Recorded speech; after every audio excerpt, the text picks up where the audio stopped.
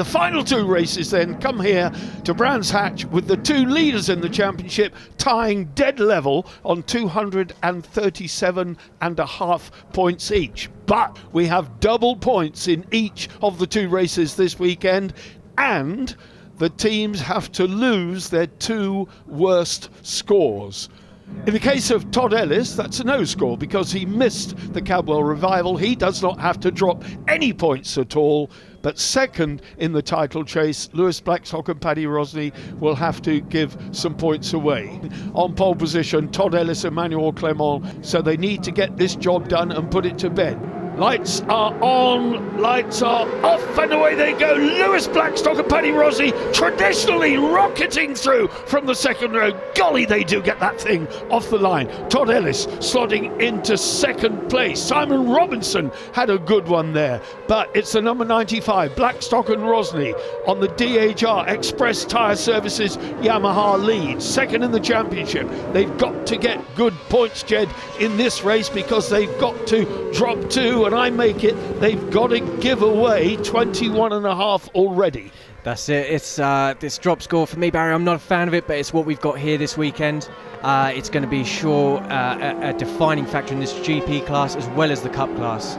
We're not going to be able to give you the scores as the weekend unfolds because you can't really do it until the end of the second race because you don't know what people are going to do in the second race.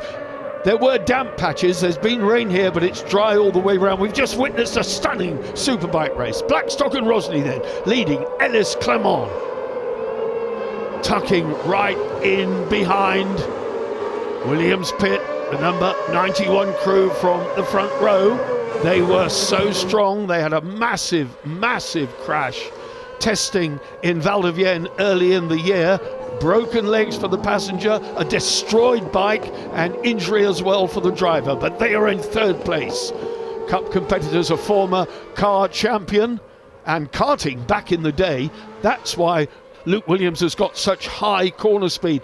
Very akin to Sidecar racing. Very much so, Barry. Now, just while we're speaking about Luke and Jason here, I raced against them a couple of weeks ago at a club meeting. They were phenomenal then. It's great to see them bring that pace through. And I was discussing with Luke earlier, he was telling me he's got a brand new carbon fibre fairing bodywork, all of it custom made by him, developed by him, and an airbox to match with it. Well, it looks pretty drab at the moment because it's got no paint job on it, so it looks black and drab, but that's why I was scratching my head for a couple of seconds there to identify the number, but now we know who it is. Todd Ellis, Emmanuel Clement, they will be riding sensibly.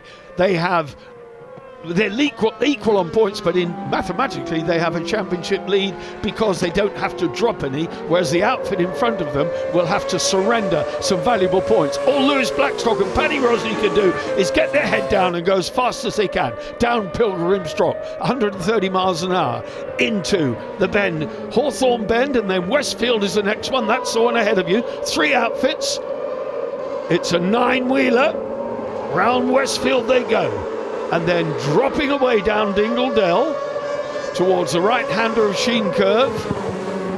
They're at that now, round Sheen Curve they go, up to about 100 miles an hour before the braking zone into the left-hander of Sterling's. Ellis Clement in second, Blackstock Rosny away. It looks damp on the track, but it's not. It's glossy. It's beautifully surfaced here. In fourth place, George Holden and Oscar Lawrence on the Kawasaki. And that is strong as well, and they are sitting in a very strong third place in the championship. They're doing a fantastic job. We saw them at Thruxton, Barry. They did a wonderful job. The best, like I said at the time, the best I'd ever seen them ride, and they're certainly pushing on.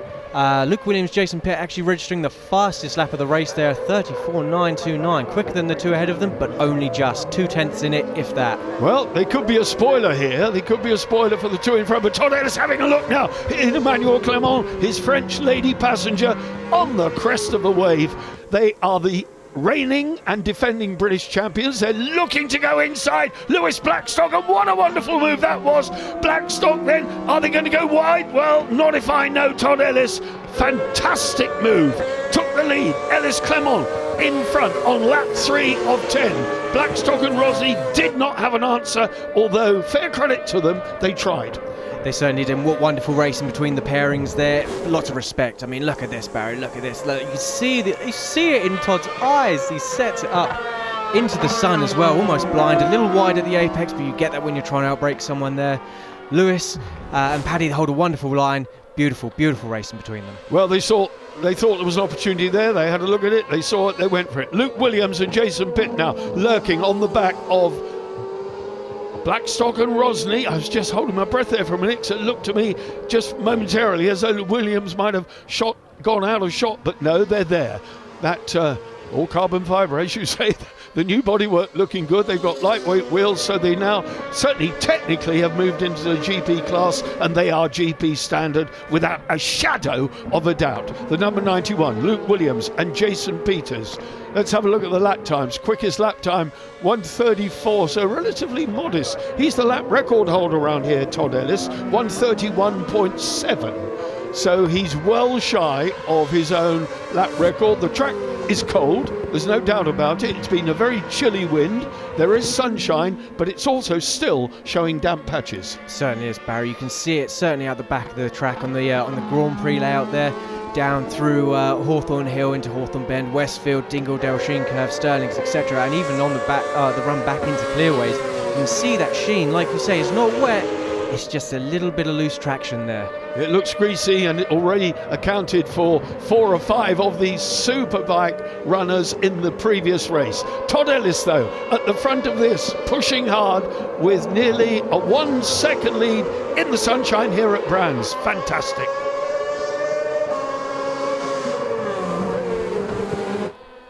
Luke Williams and Jason Pitt lurking there in third on the back of Blackstock. A look over the shoulder from Paddy Rosny, the passenger in the red outfit. In the middle, oh look, that's Brian Gray.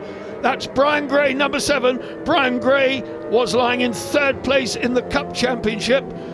He's out of that. His French passenger, Clement Cornille, gives him a tap. I'm ready to go.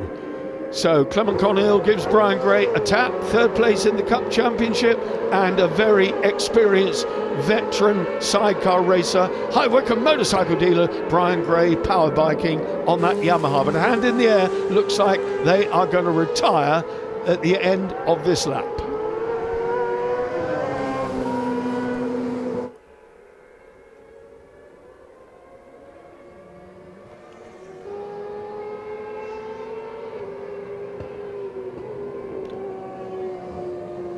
Brian Gray, Clement Cornille with a hand in the air, and their race is over. That was a shame. They obviously did some damage. Let's have a look. Talk us through what happened. I wonder what happened here on his own, seemingly. It's blimey, that's a fast corner to be spinning at, I'll tell you that much, Barry. Fair play to Clement Cornille. Can't knock him. Look at that, into the gravel before he's barely even stopped, up on his feet, and he's trying to get going again with Brian. Absolutely fantastic. So the fact that stopped suddenly just jettisoned him, and he was gone over the front. Absolutely. It's so fast into Hawthorns. Maybe that little bit of greasy patch coming into play there, and it's just come around, and it's sent Clement on his way. Back at the front, Todd Ellis, Emmanuel Clement then, looking good here. 34.1, so they just pulled a little bit down. Not the quickest lap though. The quickest lap we've seen so far is from Williams and Pitt, 1:33.6. So they're in the 33s. Oh, Lewis Blackstock and Rosny have dropped off the back. What's going on here? Luke Williams now, and Jason Pitt up to second, looking at the back of Todd Ellis. What a fillip this will be for their confidence if they can get past the guy who's the reigning world champion, leading the world championship this year, the reigning British champion, leading the British championship this year. Let's have a look. Oh, hand in the air from Paddy Rosny. This is catastrophic for them. They have a mechanical problem, and that's a real shame. Can they limp and bring it home, or is it game over? They're still in the game at the moment. They are indeed. And looking at the lap time, Barry, for the last time round, maybe 1.5 seconds, so it's a temporary problem that Lewis Blackstock, Paddy Rosny faced there, but it's just enough for them to cede second place to Luke Williams, Jason Pitt, and fall back to third. On lap 6 then of 10, so 2/3 race distance, and Ellis has got Williams for company, and this will inspire this pair. And I repeat what I said earlier, they had a massive crash in testing in France in March, and were both quite badly hurt. The bike was destroyed. It's needed almost a second overdraft to get the thing sorted out, or a second mortgage, call it what you like, but it's certainly expensive to put these things back together. But the bodywork designed and light and new aluminium magnesium wheels, dare I say.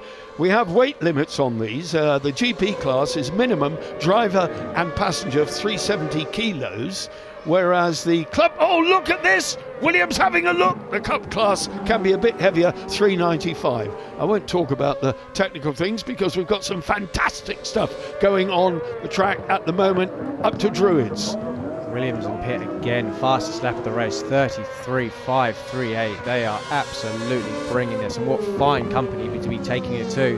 Reigning British champions, reigning world champions, probably about to become that once again this year. Yep, one more round in Estoril. They have a 22-point lead in the World Championship. All they have to do is ride sensibly, bring it home. But a DNF can be everything. And looking back down the field, we see Kevin Cable and Charlie Richardson there, the 111. They're here on World Championship, or from World Championship duty. Is that Lee Crawford has got going again? Lee Crawford and Scott Hardy are in the mix on the back of Kevin Cable. Phil Bell, cup leader, the number 18. Sorry, Barry, I think that's Craig Clark, Pete Enser there on the black and orange, and then Laidlow's behind Kev Cable. Oh, it's Laidlow's, I beg your pardon. I thought it was Lee Crawford, it's Laidlow, boys.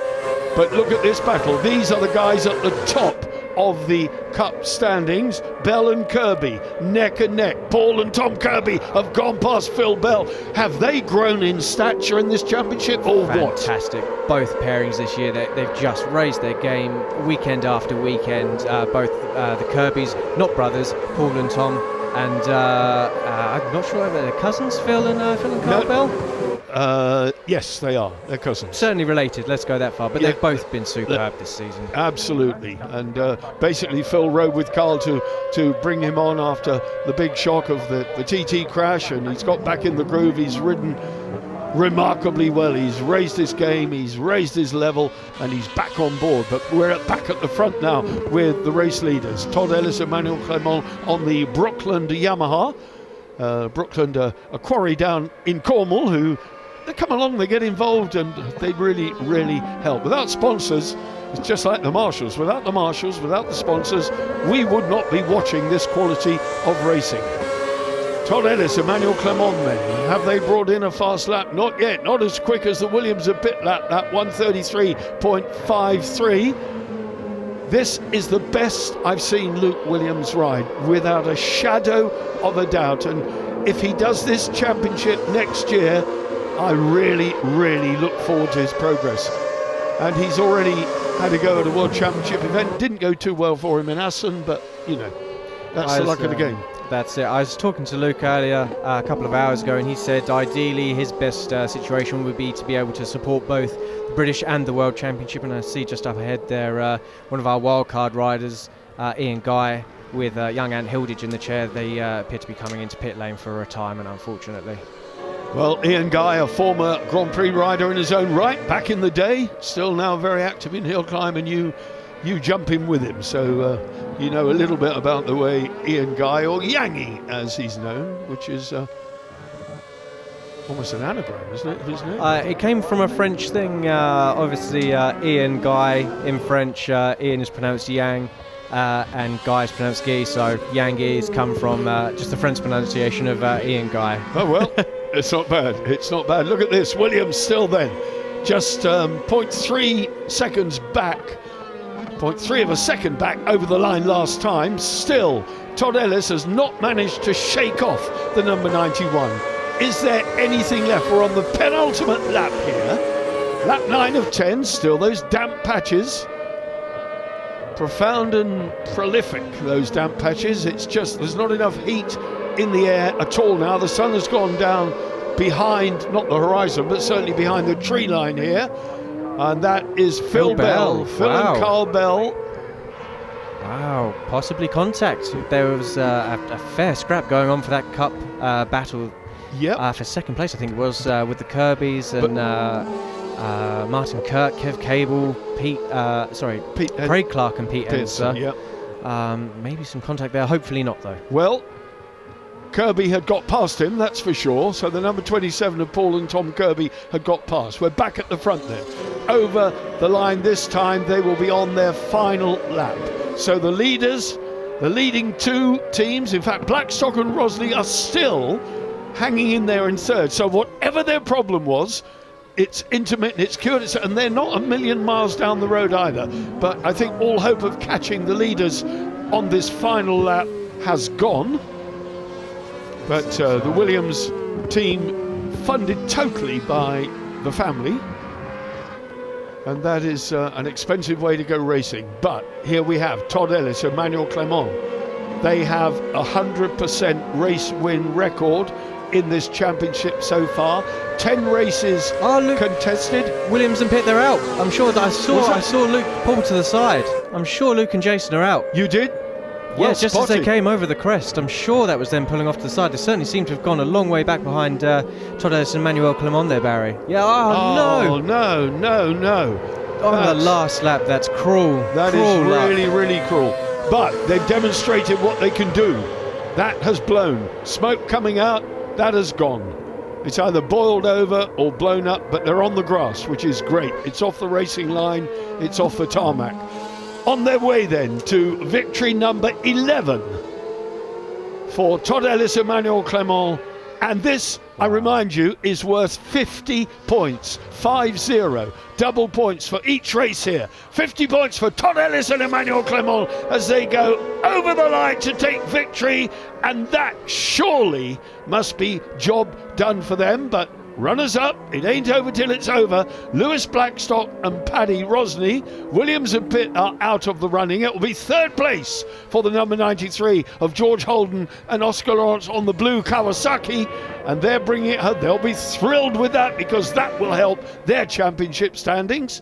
So third place for them. Absolutely great stuff. Fourth, we're looking for the first cup battle. Here it comes. There's Kirby coming home. It's Martin Kirk ahead of Kirby. Simon Robinson and Phil Hyde take the cup victory there. They do. Fair gap ahead of the Kirbys. That is amazing. 6 seconds. Good for them. Fantastic. Very, very good. Winners confirmed then. Todd Ellis, Emmanuel Clement on the Brookland Yamaha. And they're the stricken, and Luke Williams applauding, Jason Pitt looking almost tearful.